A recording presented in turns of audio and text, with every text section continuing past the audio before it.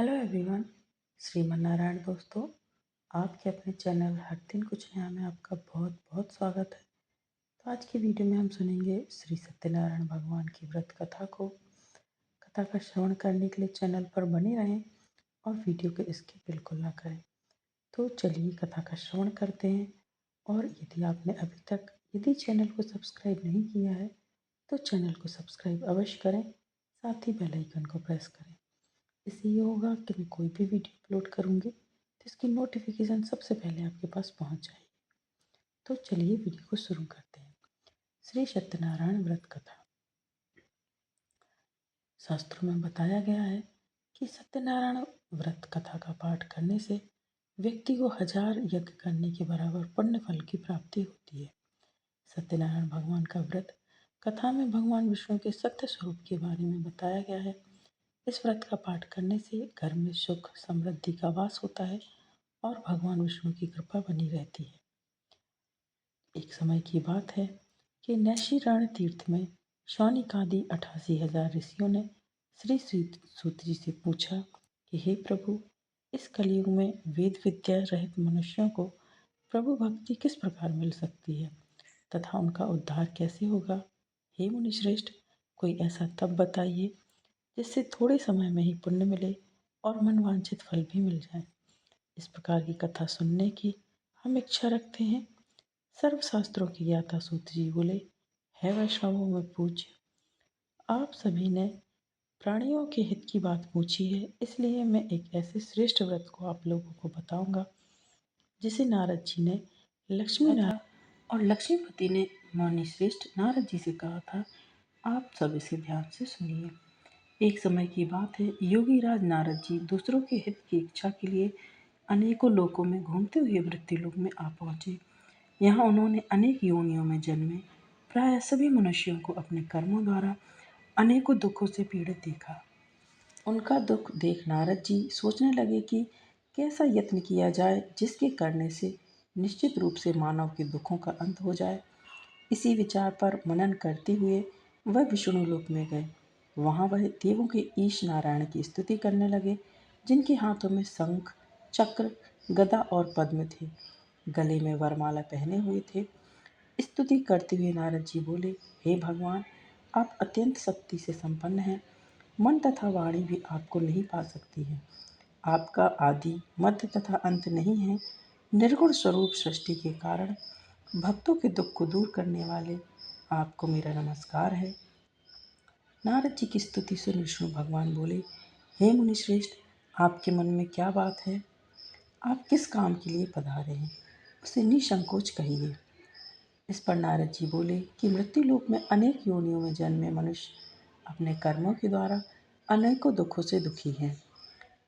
हे नाथ, आप मुझ पर दया रखते हैं तो बताइए कि मनुष्य थोड़े प्रयास से ही अपने दुखों से कैसे छुटकारा पा सकता है। श्री हरि बोले, हे नारद, मनुष्यों की भलाई के लिए तुमने बड़ी अच्छी बात पूछी है। जिसके करने से मनुष्य मोह से छूट जाता है, वह बात मैं तुमसे कहता हूँ, उसे सुनो। स्वर्गलोक व मृत्युलोक दोनों में एक दुर्लभ उत्तम व्रत है जो पुण्य देने वाला। आज प्रेमवश होकर मैं तुमसे कहता हूँ। श्री सत्यनारायण भगवान का यह व्रत अच्छी तरह विधान पूर्वक करके मनुष्य तुरंत ही यहाँ सब कुछ प्राप्त कर लेता है और मरने के बाद मोक्ष को प्राप्त होता है। श्री हरि के वचन सुन नारद जी बोले कि उस व्रत का फल क्या है और उसका विधान क्या है। यह व्रत किसने किया था, इस व्रत को किस दिन करना चाहिए, सब कुछ विस्तार से बतलाइए। नारद की बात सुनकर श्री हरि बोले, दुख व शोक को दूर करने वाला, यह सभी स्थानों पर विजय दिलाने वाला है। मानव को भक्ति व श्रद्धा के साथ शाम को श्री सत्यनारायण की पूजा धर्मपरायण होकर ब्राह्मणों व बंधुओं के साथ करनी चाहिए। भक्ति भाव से ही नैवेद्य, केले का फल, घी, दूध और गेहूं का आटा सवाया ले। गेहूं के स्थान पर साठी का आटा, शक्कर तथा गुड़ लेकर सभी भक्षण योग्य पदार्थों को मिलाकर भगवान को भोग लगाएं। ब्राह्मणों सहित बंधु बांधवों को भी भोजन कराएं। उसके बाद स्वयं भोजन करें। भजन कीर्तन के साथ भगवान की भक्ति में लीन हो जाएं। इस तरह से सत्यनारायण भगवान का यह व्रत करने पर मनुष्य की सारी इच्छाएं निश्चित रूप से पूरी होती हैं। इस कलिकाल अर्थात कलयुग में मोक्ष का यही एक सरल उपाय बताया गया है। श्री सत्यनारायण व्रत कथा का पहला अध्याय यहाँ पर संपन्न होता है। बोलिए श्री सत्यनारायण भगवान की जय। और अब हम सुनेंगे सत्यनारायण भगवान की व्रत कथा का दूसरा अध्याय। तो दूसरा अध्याय को सुनते हैं। सूत जी बोले, हे ऋषियों, जिसने पहले समय में इस व्रत को किया था उसका इतिहास कहता हूँ, ध्यान से सुनो। सुंदर काशीपुरी नगरी में एक अत्यंत निर्धन ब्राह्मण रहता था। भूख प्यास से परेशान वह धरती पर घूमता रहता था। ब्राह्मणों से प्रेम करने वाले भगवान ने एक दिन ब्राह्मण का वेश धारण कर उसके पास जाकर पूछा, हे विप्र, नित्य दुखी होकर तुम पृथ्वी पर क्यों घूमते हो? दीन ब्राह्मण बोला, मैं निर्धन हूँ, भिक्षा के लिए धरती पर घूमता हूँ। हे भगवान, यदि आप कोई इसका उपाय जानते हो तो मुझे अवश्य बताएं। वृद्ध ब्राह्मण कहता है कि सत्यनारायण भगवान मनोवांछित फल देने वाले हैं, इसलिए तुम उनका पूजन करो। इसे करने से मनुष्य सभी दुखों से मुक्त हो जाता है। वृद्ध ब्राह्मण बनकर आए सत्यनारायण भगवान उस निर्धन ब्राह्मण को व्रत का सारा विधान बताकर अंतर्ध्यान हो गए।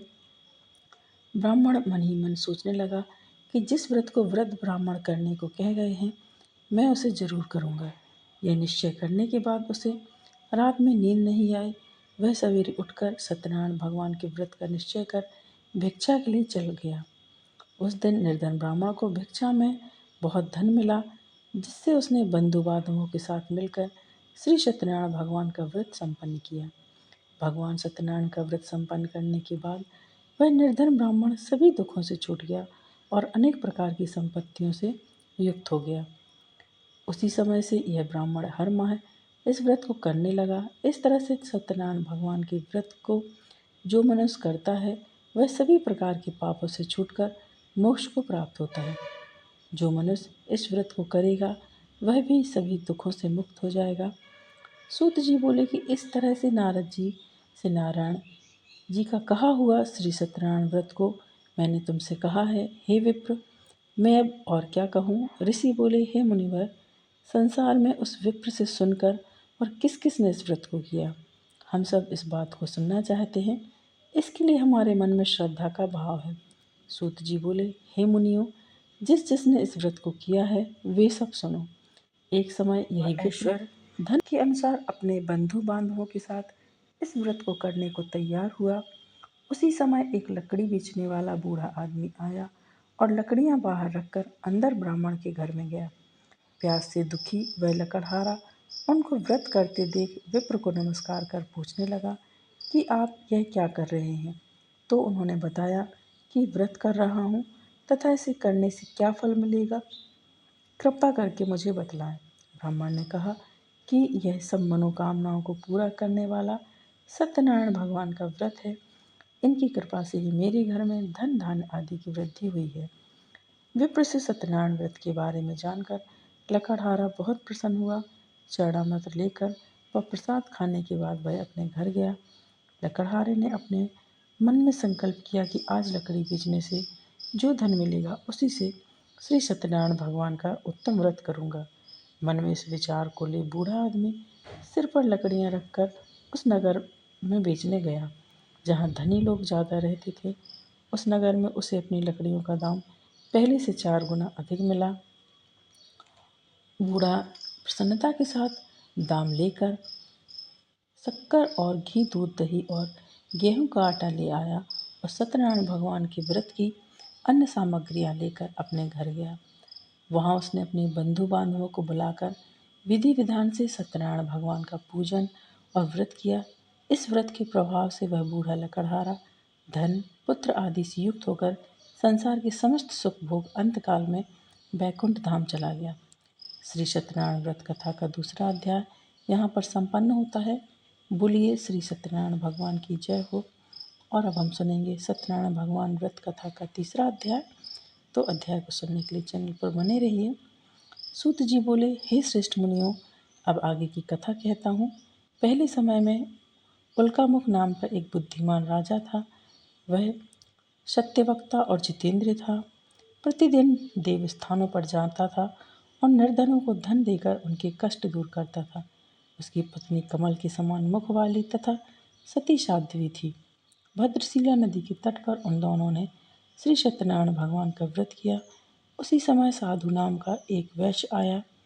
उसके पास व्यापार करने के लिए बहुत सा धन था। राजा को व्रत करते देखकर वह विनय के साथ पूछने लगा कि हे राजन, भक्ति भाव से पूर्ण होकर आप यह क्या कर रहे हैं? मैं सुनने की इच्छा रखता हूँ, तो आप मुझे बतलाइए। राजा बोले, हे साधु, अपने बंधु बांधवों के साथ पुत्र आदि की प्राप्ति के लिए एक महाशक्तिमान श्री सत्यनारायण भगवान का व्रत व पूजन कर रहा हूँ। राजा के वचन सुन साधु आदर से बोला, हे राजन, मुझे इस व्रत का सारा विधान कहिए। आपके कथा अनुसार मैं इस व्रत को करूँगा। मेरी भी संतान नहीं है और इसको करने से निश्चित रूप से मुझे संतान की प्राप्ति होगी। राजा से व्रत का सारा विधान सुन व्यापार से निवृत्त होकर वह अपने घर गया। साधु वैश्य ने अपनी पत्नी को संतान देने वाले इस व्रत का वर्णन कह सुनाया और कहा कि जब मेरी संतान होगी तब मैं इस व्रत को करूँगा। साधु ने इस तरह के वचन अपनी पत्नी लीलावती से कहे। एक दिन लीलावती पति के साथ आनंदित हो सांसारिक धर्म में प्रवृत्त होकर सत्यनारायण भगवान की कृपा से गर्भवती हो गई। 10वें महीने में उसके गर्भ से एक सुंदर कन्या ने जन्म लिया। दिनों दिन वह कन्या ऐसे बढ़ने लगी जैसे कि शुक्ल पक्ष का चंद्रमा बढ़ता है। माता पिता ने अपनी कन्या का नाम कलावती रखा। एक दिन लीलावती ने मीठे शब्दों से अपने पति को याद दिलाया कि आपने सत्यनारायण भगवान के जिस व्रत को करने का संकल्प लिया था, उसे करने का समय आ गया है। आप इस व्रत को करिए। साधु बोला कि हे प्रिय, इस व्रत को मैं उसके विवाह पर करूँगा। इस प्रकार अपनी पत्नी को आश्वासन देकर वह नगर को चला गया। कलावती पिता के घर में रह वृद्धि को प्राप्त हो गई। साधु ने एक बार नगर में अपनी कन्या को सखियों के साथ देखा तो तुरंत ही दूत को बुलाया और कहा कि मेरी कन्या के योग्य वर देखकर आओ। साधु की बात सुनकर दूत कंचन नगर में पहुंचा और वहां देखभाल कर लड़की के लिए सुयोग्य वणिक पुत्र को ले आया। सुयोग्य लड़के को देख साधु ने बंधु बांधवों बुलाकर अपनी पुत्री का विवाह कर दिया। लेकिन दुर्भाग्य की बात यह है कि साधु ने अभी भी श्री सत्यनारायण भगवान का व्रत नहीं किया। इस पर श्री भगवान क्रोधित हो गए और श्राप दिया कि साधु को अत्यधिक दुख मिले। अपने कार्य में कुशल साधु बनिया जमाई को लेकर समुद्र के पास स्थित होकर रत्नासारपुर नगर में आया। वहां जाकर दामाद ससुर दोनों मिलकर चंद्रकेतु राजा के नगर में व्यापार करने लगे। एक दिन भगवान सत्यनारायण की माया से एक चोर राजा का धन चुरा कर भाग रहा था। उसने राजा के सिपाहियों को अपना पीछा करते देख चुराया हुआ धन वहां रख दिया, जहां साधु अपने जमाई के साथ ठहरा हुआ था। राजा के सिपाहियों ने साधु वैश्य के पास राजा का धन पड़ा देखा तो वह ससुर जमाई दोनों को बांधकर प्रसन्नता से राजा के पास ले गए और कहा कि उन दोनों चोरों को हम पकड़ लाए हैं, आप आगे की कार्यवाही की आज्ञा दें। राजा की आज्ञा से उन दोनों को कठिन कारावास में डाल दिया गया और उनका सारा धन भी उनसे छीन लिया गया। श्री सत्यनारायण भगवान से श्राप से साधु की पत्नी भी बहुत दुखी हुई। घर में जो धन रखा था उसे चोर चुरा ले गए। शारीरिक तथा मानसिक पीड़ा व भूख प्यास से अति दुखी अन्न की चिंता में कलावती एक ब्राह्मण के घर गई। वहां उसने श्री सत्यनारायण भगवान का व्रत होते देखा। फिर कथा भी सुनी और प्रसाद ग्रहण कर रात को अपने घर वापस आ गई। माता ने कलावती से पूछा कि हे पुत्री, अब तक तुम कहाँ थी और तेरे मन में क्या है? कलावती ने अपनी माता से कहा कि हे माता, मैंने एक ब्राह्मण के घर में श्री सत्यनारायण भगवान का व्रत देखा है। कन्या के वचन सुन लीलावती भगवान के पूजन की तैयारी करने लगी। लीलावती ने परिवार व बंधुओं सहित सत्यनारायण भगवान का पूजन किया और उनसे वर मांगा कि मेरे पति तथा जमाई शीघ्र घर आ जाएं। साथ ही यह भी प्रार्थना की कि हम सबका अपराध क्षमा करें। श्री सत्यनारायण भगवान इस व्रत से संतुष्ट हो गए और राजा चंद्रकेतु को सपने में दर्शन दे कहा कि हे राजन, तुम उन दोनों को वैश्यों को छोड़ दो और तुमने उनका जो धन लिया है उसे वापस कर दो। अगर ऐसा नहीं किया तो मैं तुम्हारा सारा धन, राज्य व संतान सभी को नष्ट कर दूंगा। राजा को यह सब कहकर वह अंतर्ध्यान हो गए। प्रातःकाल सभा में राजा ने अपना सपना सुनाया। फिर बोले कि वणिक पुत्रों को कैद से मुक्त कर सभा में लाओ। दोनों ने आते ही राजा को प्रणाम किया। राजा मीठी वाणी से बोले, हे महानुभावों, भाग्यवश ऐसा कठिन दुख तुम्हें प्राप्त हुआ है, लेकिन अब तुम्हें कोई भय नहीं है। ऐसा कह राजा ने उन दोनों को नए वस्त्र आभूषण भी पहनाए और जितना धन उनका लिया था उससे दुगना धन वापस कर दिया। दोनों वैश्य अपने घर को चल दिए। श्री सत्यनारायण व्रत कथा का तीसरा अध्याय यहाँ पर संपन्न होता है। बोलिए श्री सत्यनारायण भगवान की जय। और अब हम सुनेंगे श्री सत्यनारायण भगवान व्रत कथा का चौथा अध्याय। सूत जी बोले, वैश्य ने मंगलाचार कर अपनी यात्रा आरंभ की, चल दिए। उनके थोड़ी दूर जाने पर एक दंडी वेशधारी श्री सत्यनारायण ने उनसे पूछा, हे साधु, तेरी नाव में क्या है? अभिवाणी बड़े हंसता हुआ बोला, हे दंडी, आप क्यों पूछते हो? क्या धन लेने की इच्छा है? मेरी नाव में तो बेल व पत्ते भरे हुए हैं। वैश्य के कठोर वचन सुन भगवान बोले, तुम्हारा वचन सत्य हो। दंडी ऐसे वचन कह वहां से दूर चला गया। कुछ दूर जाकर समुद्र के किनारे बैठ गया। दंडी के जाने के बाद साधु वैश्य ने नित्य क्रिया के पश्चात नाव को ऊंची उठते देखकर अचंभा माना और नाव में बेल पत्ते आदि देख वह मूर्छित हो जमीन पर गिर पड़ा। मूर्छा खुलने पर वह अत्यंत शोक में डूब गया। तब उसका दामाद बोला कि आप शोक ना मनाएं, यह दंडी का शाप है, इसलिए हमें उनकी शरण में जाना चाहिए, तभी हमारी मनोकामना पूर्ण होगी। दामाद की बात सुनकर वह दंडी के पास पहुंचा और अत्यंत भक्तिभाव नमस्कार करके बोला, मैंने आपसे जो जो असत्य वचन कहे थे उनके लिए मुझे क्षमा कीजिए। ऐसा कह कहकर महान शोकातुर होकर रोने लगा। तब दंडी भगवान बोले, हे वणिपुत्र, मेरी आज्ञा से बार बार तुम्हें दुख प्राप्त हुआ है। तू मेरी पूजा से विमुख हुआ। साधु बोला, हे भगवान, आपकी माया से ब्रह्मा आदि देवता भी आपके रूप को नहीं जानते, तब मैं अज्ञानी कैसे जान सकता हूँ? आप प्रसन्न होइए। अब मैं सामर्थ्य के अनुसार आपकी पूजा करूँगा। मेरी रक्षा कीजिए और पहले के समान नौका में धन भर दीजिए। साधु वैश्य के भक्तिपूर्वक वचन सुनकर भगवान प्रसन्न हो गए और उसकी इच्छा अनुसार वरदान देकर अंतर्ध्यान हो गए। ससुर जमाई जब नाव में आए तो नाव धन से भरी हुई थी और वह अपने अन्य साथियों के साथ सत्यनारायण भगवान का पूजन कर अपने नगर को चल दिए। जब नगर के नज़दीक पहुंचे तो दूत को घर पर खबर करने के लिए भेज दिया। दूत साधु की पत्नी को प्रणाम कर कहता है कि मालिक अपने दामाद सहित नगर के निकट आ गए हैं। दूत की बात सुन साधु की पत्नी लीलावती ने बड़े हर्ष के साथ सत्यनारायण भगवान का पूजन कर अपनी पुत्री कलावती से कहा कि मैं अपने पति के दर्शन को जाती हूँ, तू कार्य पूरा पूरा कर शीघ्र आ जा। माता के ऐसे वचन सुन कलावती जल्दी में प्रसाद छोड़ अपने पति के पास चली गई। प्रसाद की अवज्ञा के कारण श्री सत्यनारायण भगवान रुष्ट हो गए और नाव सहित उसके पति को पानी में डुबा दिया। कलावती अपने पति को वहां ना पाकर रोती हुई जमीन पर गिर गई। नौका को डूबा हुआ देखकर कन्या को रोता हुआ देख साधु दुखी होकर बोला कि हे प्रभु, मुझसे तथा मेरे परिवार से जो भूल हुई है उसे क्षमा कीजिए। साधु के दीन वचन सुनकर श्री सत्यनारायण भगवान प्रसन्न हो गए और आकाशवाणी हुई कि हे साधु, तेरी कन्या मेरे प्रसाद को छोड़कर आई है, इसलिए उसका पति अदृश्य हो गया है। यदि वह घर जाकर प्रसाद खाकर लौटती है तो उसे इसका पति अवश्य मिलेगा। ऐसी आकाशवाणी सुन कलावती घर पहुंचकर प्रसाद खाती है और फिर आकर अपने पति के दर्शन करती है। उसके बाद साधु अपने बंधु बांधवों सहित श्री सत्यनारायण भगवान का विधि विधान से पूजन करता है। इस लोक का सुख भोग वह अंत में स्वर्ग को जाता है। श्री सत्यनारायण व्रत कथा का चौथा अध्याय संपन्न होता है। बोलिए श्री सत्यनारायण भगवान की जय। और अब हम सुनेंगे श्री सत्यनारायण भगवान व्रत कथा का पांचवा अध्याय। तो सूत जी बोले, हे ऋषियों, मैं और भी एक कथा सुनाता हूँ, उसे भी ध्यानपूर्वक सुनो। प्रजापालन में लीन तुंगध्वज नाम का एक राजा था। उसने भी भगवान का प्रसाद त्याग कर बहुत ही दुख का सान किया था। एक बार वन में जाकर वन पशुओं को मारकर वह बड़ के पेड़ के नीचे आया। वहां उसने ग्वालों को भक्ति भाव से अपने बंधुओं सहित सत्यनारायण भगवान का पूजन करते देखा। अभिमानवश राजा ने उन्हें देखकर भी पूजा स्थान में नहीं गया और ना ही उसने भगवान को नमस्कार किया।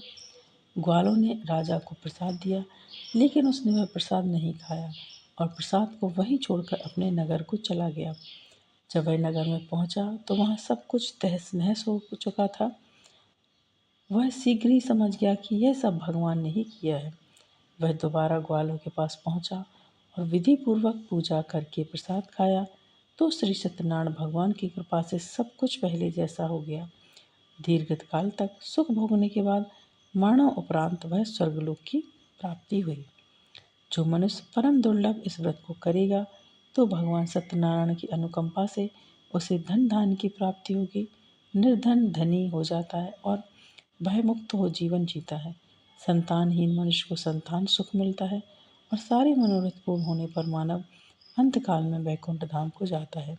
सूत जी बोले, जिन्होंने पहले इस व्रत को किया, अब उनके दूसरे जन्म की कथा कहता हूँ। वृद्ध सतानंद ब्राह्मण ने सुदामा का जन्म लेकर मोक्ष की प्राप्ति की। लकड़हारे ने अगले जन्म में निषाद बनकर मोक्ष प्राप्त किया। उल्कामुख का नाम का राजा दशरथ होकर वैकुंठ को गया। साधु नाम के वैश्य ने मोरध्वज बनकर अपने पुत्र को आरे से चीर कर मोक्ष पाया। महाराज तुंगध्वज ने स्वयं भी होकर भगवान में भक्तियुक्त होकर कर्म करके मोक्ष को पाया। श्री सत्यनारायण व्रत कथा का 5वां अध्याय यहाँ संपन्न होता है। बोलिए श्री सत्यनारायण भगवान की जय।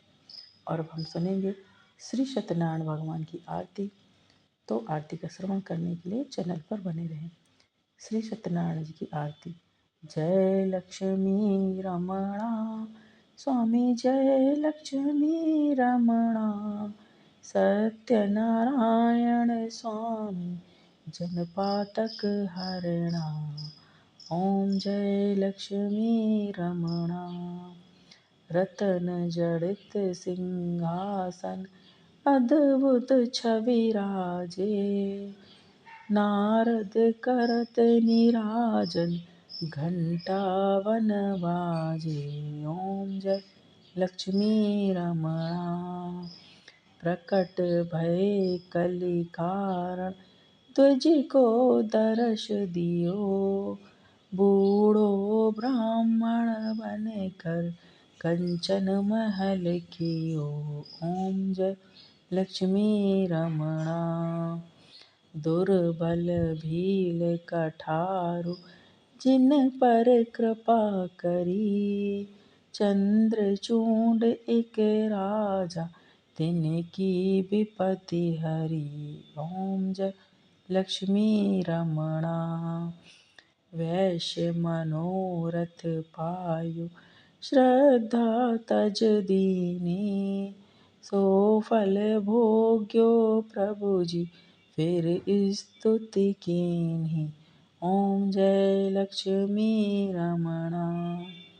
भाव भक्ति के कारण छिन छिन रूप धर्यो, श्रद्धा धारण कीनी दिन को काज सरो। ओम जय लक्ष्मी रमणा।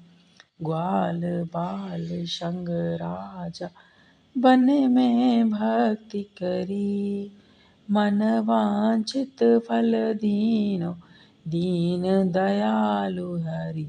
ओम जय लक्ष्मी रमणा।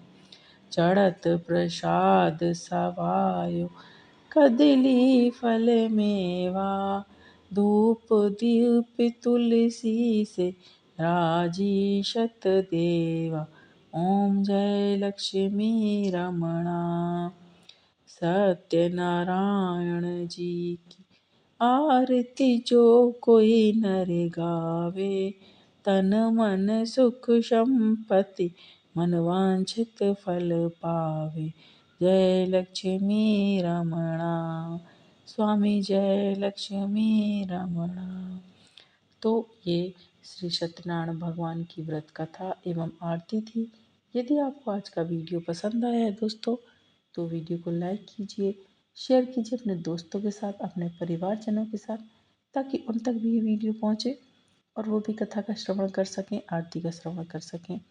और यदि आपने अभी तक चैनल को सब्सक्राइब नहीं किया है तो चैनल को सब्सक्राइब अवश्य करें, साथ ही बेल आइकन को प्रेस करें। श्रीमन नारायण। हर हर महादेव।